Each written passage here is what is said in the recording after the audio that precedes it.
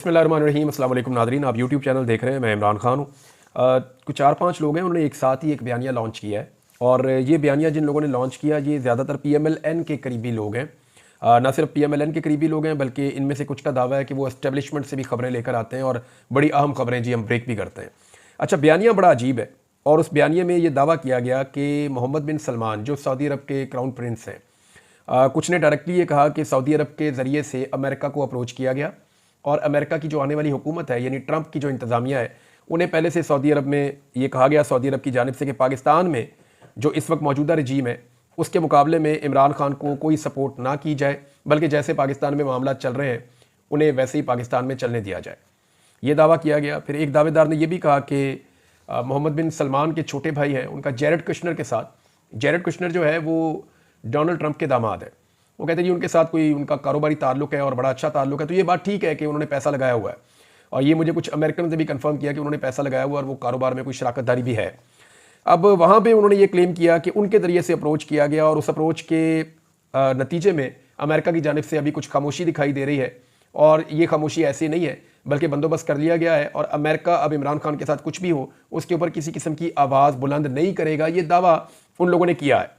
अच्छा, ये दावा किस बुनियाद पे किया गया है इस पे मैं अभी बात कर लेता हूं, लेकिन इस पे मैंने अमेरिका में राब्ता किया और जो ओवरसीज़ पाकिस्तानी अमेरिका की आने वाली हुकूमत के साथ राब्ते में है उनसे मैंने पूछा और मैंने कहा जी पाकिस्तान में ये खबरें लॉन्च हो रही हैं और ये कहा जा रहा है कि MBS वाला चैनल इस्तेमाल हुआ मोहम्मद बिन सलमान वाला और डोनाल्ड ट्रंप को टच किया गया और उसके नतीजे में अब नतीजा ये निकला है कि डोनाल्ड ट्रंप पाकिस्तान के अंदरूनी मामलात में या ख़ास तौर पर जो इंसानी हकूक़ के मामलात हैं, जो इलेक्शन के मैंडेट का मामला है या जो जुल्म और ज़्यादती पाकिस्तान में इस वक्त पाकिस्तान तहरीक इंसाफ या इमरान खान के साथ हो रही है, इस मामले पे डोनाल्ड ट्रंप मुकम्मल तौर पे खामोश रहेगा, ये पाकिस्तान में दावा किया जा रहा है और इसके लिए इस्तेमाल किया गया है सऊदी अरब का चैनल। तो इस पर उन्होंने जो है मेरे जो सोर्सेज हैं अमेरिका में उन्होंने हंसना शुरू कर दिया। उन्होंने कहा जी मुमकिन नहीं है। तो मैंने कहा जी इस वक्त जो खामोशी अभी चल रही है इसके पीछे क्या रीज़न है? तो उन्होंने कहा जी कि काफ़ी एपिसोड हो चुकी है और अभी जो फाइनल पैगाम पहुँचाया जाना था पाकिस्तान में वो पहुँचा दिया गया, यानी पाकिस्तानी एस्टेब्लिशमेंट को जो पैगाम दिया जाना था वो पैगाम दे दिया गया है और बड़ा संजीदा पैगाम है, उसके ऊपर आप अमल दरामद होता हुआ देखेंगे। तो मैंने कहा जी पैगाम क्या है? उन्होंने कहा जी पैगाम ये नहीं है कि यहाँ पे किसी की हुकूमत गिरा दें या किसी की हुकूमत बना दें, हम भी इसके खिलाफ हैं, लेकिन जो गलतियाँ जो बाइडन के दौर में हुई हैं वो गलतियाँ अब नहीं होंगी और जो इंसानी हकूक़ की खिलाफ वर्जियाँ हो रही हैं या जो इमरान खान के साथ जुल्म और ज़्यादती हो रही है वो जुल्म और ज़्यादती का सिलसिला उन्होंने कहा जी रुक जाएगा।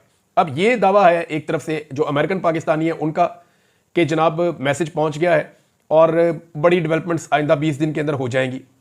दूसरी जानिब से जो दावा है वो पाकिस्तान के अंदर चंद सहाफ़ियों का है, उनका दावा है कि सऊदी अरब को इस्तेमाल करते हुए अमेरिकन को कंट्रोल कर लिया गया है। ये कंट्रोल कैसे किया जा सकता है इसके अंदर हमें इस पर बात करनी पड़ेगी। ख्वाजा आसिफ साहब ने एक रहनुमाई की है, अगर उस चीज़ को आप देखें तो फिर आपको एक सवाल और आपके जहन में पैदा हो जाता है। ख्वाजा आसिफ का ये कहना है कि तमाम इंटरनेशनल रियासती ताल्लुकात में सौदेबाजी दो तरफा होती है, यानी इंटरनेशनल ताल्लुकात जो भी होते हैं या जो भी काम शाम होता है वो सौदेबाजी होती है और ये दो तरफा होती है, मुफ्त में इमदाद नहीं की जाती। अब आगे उन्होंने सवाल किया कि इमरान खान क्या सौदा कर रहा है, वो इन ममालिक को रिलीफ और इक़्तिदार के बदले क्या बेच रहा है।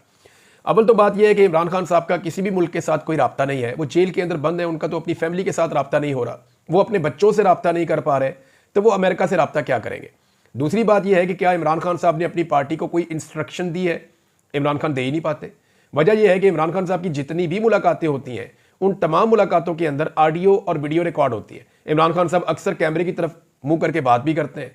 तो अगर इमरान खान साहब ने कोई बात अमेरिका के लिए की है या कोई भी बात उन्होंने कोई पैगाम भिजवाया है किसी गैर मुल्की सदर को या वज़ीर आज़म को या किसी को भी अमेरिका में, बरतानिया में या कहीं पे भी इमरान खान ने कोई पैगाम भिजवाया तो उसकी रिकॉर्डिंग ज़रूर हुकूमत के पास मौजूद होगी और हुकूमत उस रिकॉर्डिंग को सामने ला सकती है कि इमरान खान ने ये वाला पैगाम अमेरिका के लिए या यूरोप के लिए या फलां मुल्क के लिए भिजवाया या ये वो ऑडियो है या ये वो वीडियो है, इसके मुताबिक वो साबित कर सकते हैं।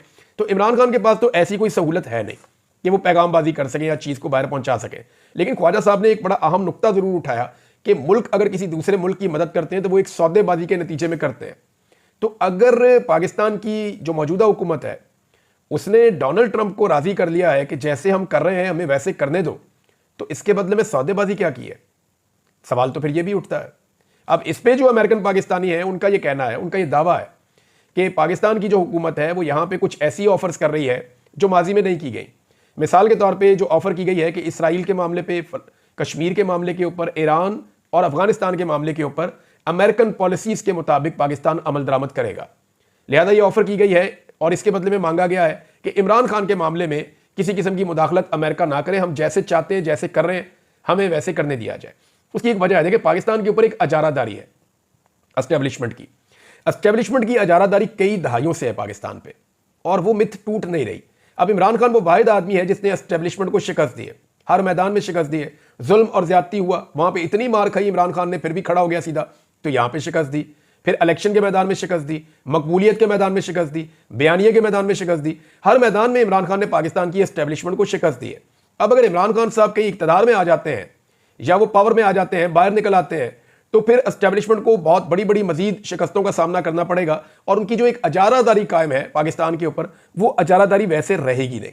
तो क्या वाकई में अमेरिका को ये 4 चीजें ऑफर की जा सकती हैं कि पाकिस्तान अपनी फॉरेन पॉलिसी के हवाले से, चाहे वो कश्मीर का मामला है, चाहे वो फलस्तीन का मामला है, चाहे वो ईरान का और अफगानिस्तान का मामला है, इस मामले में अमरीकी ख्वाहिशात के मुताबिक पाकिस्तान आगे बढ़ेगा। अब ये दावा किया जा रहा है। दूसरी जानिब सऊदी अरब क्यों पाकिस्तान की हुकूमत के लिए अमेरिका को जाकर मनाएगा? सऊदी अरब के अपने बड़े काम है अमेरिका को लेकर के, यानी उनका यमन वाला मामला है, उनका मिडल ईस्ट के अंदर बहुत सारे मामला हैं, उनकी बदलती हुई पॉलिसीज के मामला हैं, वो एक मॉडर्नाइजेशन की तरफ जा रहे हैं, तो उनके तो अमेरिका के साथ और बहुत सारे वेंचर्स हैं सऊदी अरब के। तो सऊदी अरब पाकिस्तान की मदद क्यों करेगा अमेरिका के मामले में? अमेरिका को जाकर क्यों समझाएगा और क्यों लॉबिंग करेगा पाकिस्तान के लिए? वहां पे भी तो फिर कोई सौदा हुआ है ना। ख्वाजा आसिफ खुद कह रहे हैं कि जहां पे भी कोई मदद करता है तो किसी सौदेबाजी के नतीजे में करता है। हमने माजी में एक ही सौदा देखा है भी होते हुए, और वो रेकोडिक का है। रेकोडिक के बारे में बहुत सारे दावे हैं। अगर आप बहुत महदूद दावे पे भी जाएं या आप सबसे कम कीमत भी लगाएं तो $100 अरब से बड़ा तो ये है रेकोडिक का मंसूबा। यानी इसके अंदर तांबे के और सोने के इतने बड़े ज़खायर हैं जिनकी मालियत $100 अरब से तो बहुत ज़्यादा है। तो इसका मतलब है इसका 1% जो है वो $1 अरब से ज़्यादा होना चाहिए। इसका 15% पाकिस्तानी हुकूमत सऊदी अरब को दे रही है, जो अब तक खबर आई है, और इसका फैसला अंदर खाते हो गया। और ये इसकी जो कीमत बाहर आई है मार्केट के अंदर, जो खबर आई है उसके मुताबिक ये कोई $540 मिलियन यानी आधा अरब डॉलर है। आधे अरब डॉलर के अंदर 15% दिया जा रहा है, जिसकी मालियत अगर आप कॉमन सेंस से भी लें तो आपको $15 अरब से ज्यादा की बनती है। तो $15 अरब से ज्यादा की चीज क्या पाकिस्तान को आधे अरब डॉलर में दे देनी चाहिए? ये एक सवाल है। ख्वाजा आसिफ के सौदेबाजी वाले बयान से ये सवाल मेरे ज़हन में आया। इसका जवाब ख्वाजा आसिफ दे सकते हैं या पाकिस्तान की गवर्नमेंट दे सकती है। अगली खबर है नाजरीन इमरान खान साहब के हवाले से एक और। अच्छा, ये शहबाज शरीफ साहब को वसवसे आना शुरू हो गए, वो उन्हें क्यों आ रहे हैं इसको जरा समझें आप। शहबाज शरीफ साहब तारीफें कर रहे थे कि जनाब फौज ने हमें बहुत सपोर्ट किया है और मिलिट्री एस्टेब्लिशमेंट ने जैसी सपोर्ट अब की है ऐसी माजी में कभी नहीं थी। ये तो बात सच है।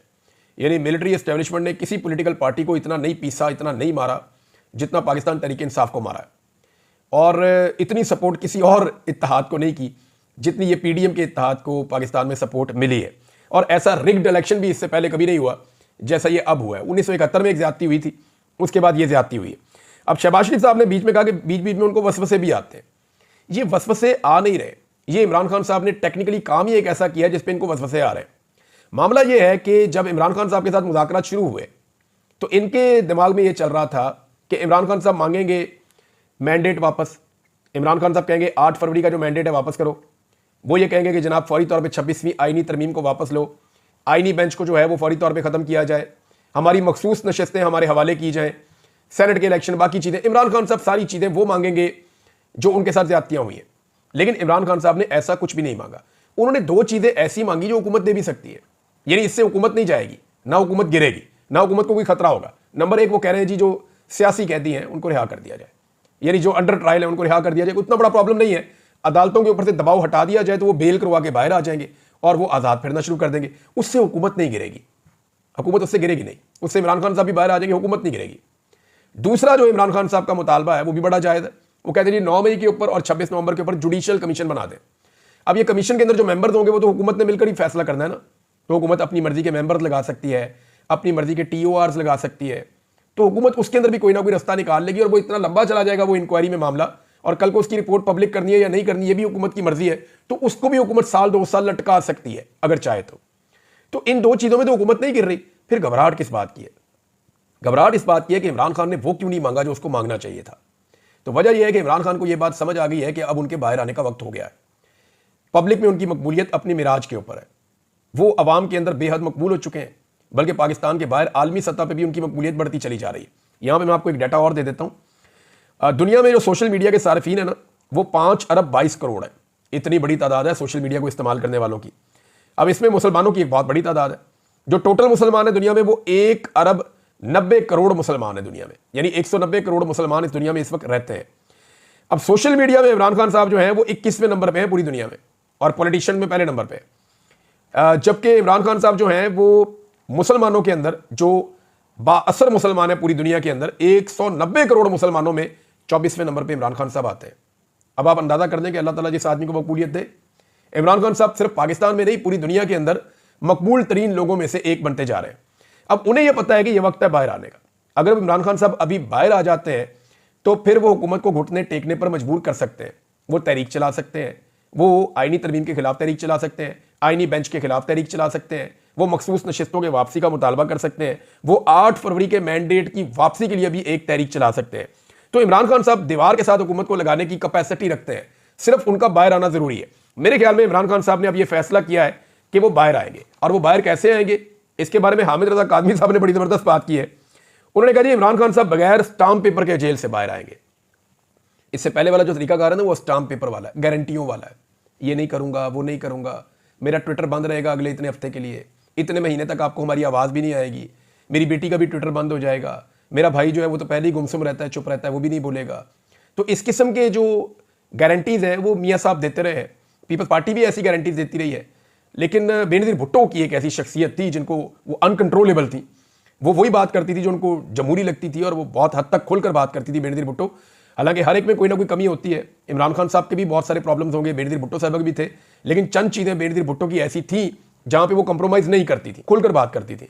तो शरीफ खानदान जो है वो बहुत जल्दी कंप्रोमाइज़ हो जाता है। तो इमरान खान साहब बगैर कंप्रोमाइज़ के जेल से बाहर आना चाहते हैं, और हामिद रजा कादमी साहब ने उसको सिंप्लीफाई ऐसे किया कि इमरान खान बगैर स्टाम्प पेपर लिखे जेल से बाहर आएंगे, यानी उन्होंने कोई स्टाम्प दे के जेल से बाहर नहीं आना इमरान खान साहब ने।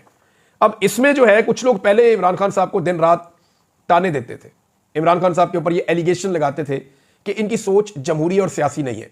अगर इमरान खान साहब जमहूरी और सियासी सोच के हामिल होते तो वो लोग रोजाना ये कहते थे, फिर इमरान खान साहब को चाहिए था कि वो पॉलिटिकल लोगों से बातचीत करते। यानी उनको ये ताने दिए जाते थे, पाकिस्तान तहरीक इंसाफ को ये कहा जाता था कि आप क्यों एस्टेब्लिशमेंट से बात करना चाहते हैं।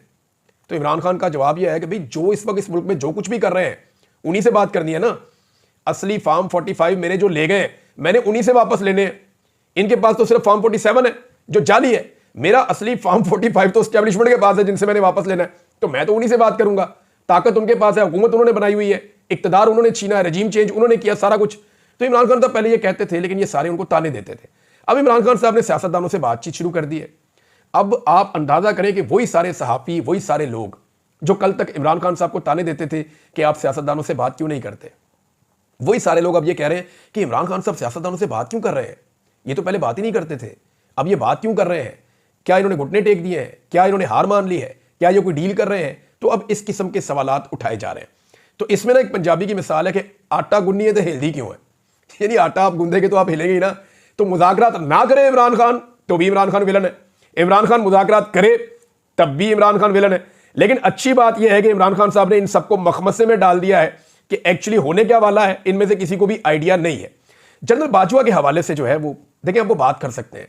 मैंने कुछ अर्सा पहले एक टेलीफोन कॉल सुनी थी, कोई और बात कर रहा था स्पीकर फोन पे, तो मैं सुन रहा था। वो एक दोस्त है, उन्होंने कहा जी सुने जरा जनरल बाजवा क्या कह रहा है। तो मैंने सुना कोई 1 घंटे की कॉल थी, बल्कि मैंने 2-4 सवाल भी लिख के दिए। मैंने कहा ये भी पूछो इनसे। तो अब सहाफ़ी को और क्या चाहिए अगर उनको पता चल रहा हो कि जनाब अंदर क्या चल रहा था और क्या चीज़ है क्या नहीं है। तो जनरल बाजवा को बहुत शौक है ये बताने का कि उनका कोई कसूर नहीं है। जनरल बाजवा को बहुत शौक है हीरो बनने का, अपने बारे में बताने का, पॉलिटिक्स में इंटरफेयर करने का।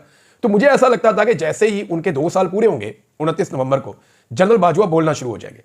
लेकिन दिसंबर भी गुजर गया, जनवरी आ गया, जनरल बाजवा साहब बोले नहीं। अब जुनेद सलीम साहब हैं, सीनियर सहाफ़ी हैं, उन्होंने खबर दी है कि जनरल बाजवा मजबूर है और उन्हें पाबंदियों का सामना है और वो बोल नहीं सकते क्योंकि उनके बोलने से मौजूदा एस्टेब्लिशमेंट को नुकसान हो सकता है और वो बोलना चाहते हैं लेकिन वो नहीं बोल पाएंगे, उनको मना कर दिया गया। ये उनकी खबर है। मुमकिन है कि ये खबर ठीक हो। एक खबर और है, वो भी मैं आपको दूं, फिर मैंने एक बड़ी इंपॉर्टेंट चीज़ है वो आपको बतानी है। वो ये है कि हसन न्याजी ने रहम की अपील दायर करने से इनकार कर दिया।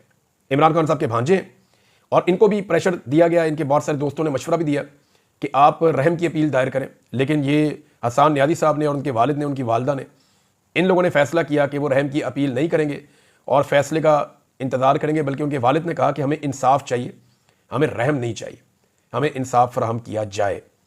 सऊदी अरब के हवाले से जो दावा किया ना हुकूमत के कुछ लोगों ने या कुछ सहाफ़ियों ने, जो दावा करवाया गया है कि मोहम्मद बिन सलमान ने ये कर दिया और या उनकी फैमिली ने ये कर दिया और जाके डोनाल्ड ट्रंप को इन्फ्लुएंस किया और वहाँ पे कोई लॉबिंग की है, अगर सऊदी अरब ने इसका जवाब दे दिया ना तो शर्मिंदगी डबल हो जाएगी।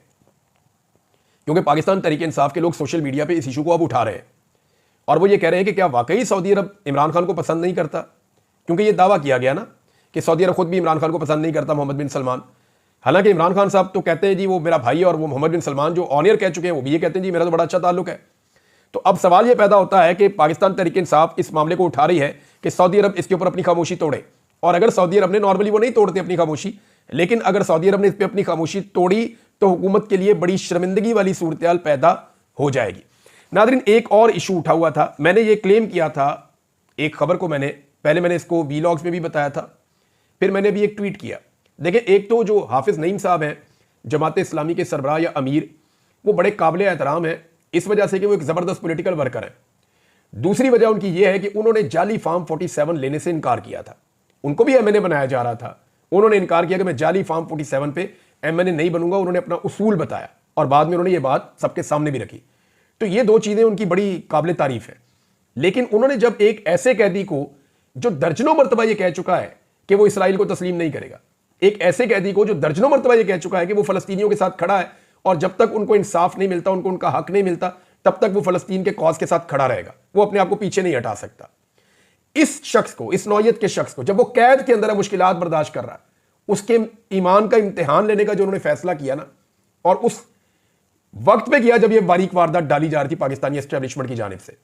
यानी इमरान खान के बयान सबके सामने है, वो 1000 मरतबा ये कह चुके हैं, वो 1000 मरतबा बाद में भी ये कह देंगे। सबको पता है कि इमरान खान इस पर कंप्रोमाइज नहीं करेगा। लेकिन ये बारीक वारदात जब हुई और एस्टेब्लिशमेंट की ये ख्वाहिश थी, वो भी इस मामले को उठा रहे थे, तो हाफिज नईमुर रहमान साहब ने जब किया तो मैंने इसके ऊपर तनकीद की। फिर मैंने ये भी बताया कि जमात इस्लामी का रोल बड़ा अजीब है। जब इस्लामाबाद के 3 हलकों के अंदर पाकिस्तान तहरीक इंसाफ जीती और उन्होंने कहा जी ठीक है, आप हमें अपने फॉर्म 45 दे दें असली वाले, और आकर आप अदालत में गवाही दें कि हम जीते थे। ये जब इस्लामाबाद हाई कोर्ट में ट्रिब्यूनल सुन रहा था ना तीनों केसेस को, तो तब जमात इस्लामी को रिक्वेस्ट की गई थी कि आप आए और आकर फॉर्म 45 लेकर आए और आकर हल्फन गवाही दें इस्लामाबाद हाई कोर्ट के अंदर के जनाब पाकिस्तान तहरीक इंसाफ जीती है, हम तो हारे ही आ रहे हैं, पाकिस्तान तहरीक इंसाफ जीती है, नून लीग ये इलेक्शन हार गई थी, लिहाजा इनकी सीटें इनको दी जाए। तो उस वक्त जमात इस्लामी ने इनकार कर दिया था। ये इनके जी मियां असलम साहब हैं जमात इस्लामी के, इन्होंने इंटरव्यू दिया है, हमारे बड़े अच्छे दोस्त हैं नादिर बलोच साहब, उनको इंटरव्यू दिया। इसमें इन्होंने दावा किया नादिर बलोच साहब के सामने कि जनाब हमने तो उनको फॉर्म 45 दे दिए थे, सारे फॉर्म 45 दे दिए थे। तो मैंने फिर रब्ता किया पाकिस्तान तहरीक इंसाफ के लोगों से कि जनाब आपने झूठ बोला था और फॉर्म 45 आपको मिल गए थे उनसे, और आपने ये कहा कि जनाब उन्होंने नहीं दिए। तो उस पर आमिर मुगल साहब ने, जो है जो वहाँ पे सदर है पाकिस्तान तहरीक इंसाफ के, उन्होंने पोल खोल दिया। मैं सिर्फ उनका ट्वीट आपको पढ़ के सुना देता हूँ, सारी कहानी आपको यहाँ से पता चल जाएगी जी। तो आमिर मुगल साहब लिखते हैं कि मोहतरम नादिर बलोच साहब, अच्छा उनकी क्लिप के ऊपर उन्होंने लिखा, उन्होंने कहा जी कि मियाँ असलम साहब सरीहन झूठ बोल रहे हैं, उनके तमाम फॉर्म 45 उनके पास मौजूद हैं, हमारे पास अपने सारे फॉर्म 45 मौजूद हैं। जब हमने election tribunal Islamabad high court में केस किया तो इसमें तमाम इलेक्शन लड़ने वाले उम्मीदवारों को फरीक बनाया, वहां मियां असलम साहब को भी फरीक बनाया, अदालती नोटिस भेजा, अखबार में इश्तिहार दिया, जाती तौर पर इनको फोन करके दरखास्त की कि आप अपने ओरिजिनल फॉर्म 45 अदालत में आकर जमा करवा दें और हक और सच की गवाही दें, क्योंकि मेरे और आपके फॉर्म 45 ओरिजिनल होने की वजह से आपस में मैच करते हैं। लेकिन मियां असलम साहब ने मुझे फोन पर साफ अल्फाज में अदालत में आने और गवाही देने और फॉर्म 45 जमा करवाने से इनकार कर दिया और मौक़िफ़ इख्तियार किया कि यह पाकिस्तान तहरीक इंसाफ और ऑफिशियल डीजी ISPR की लड़ाई है, हम इसमें फरीक क्यों बने। अलबत्ता JUI के जो उम्मीदवार थे फजलुर रहमान साहब की पार्टी के और तहरीक लब्बैक के जो उम्मीदवार थे, उन्होंने अपने फॉर्म 45 अदालत में जमा करवाए हैं, जो कि 100% मेरे तमाम फॉर्म्स के साथ मैच करते हैं। इस तरह जनाब जमात इस्लामी ने फिर झूठ बोल दिया। यानी मुझे हैरत होती है कि नाम है जमात इस्लामी और बोलते हैं झूठ, और वो भी टीवी पे बैठ के इंटरव्यू देते हुए। बहुत अजीब बात है। अब तक के लिए इतने, अपना ख्याल रखिएगा, अपने चैनल का भी। अल्लाह हाफ़िज़।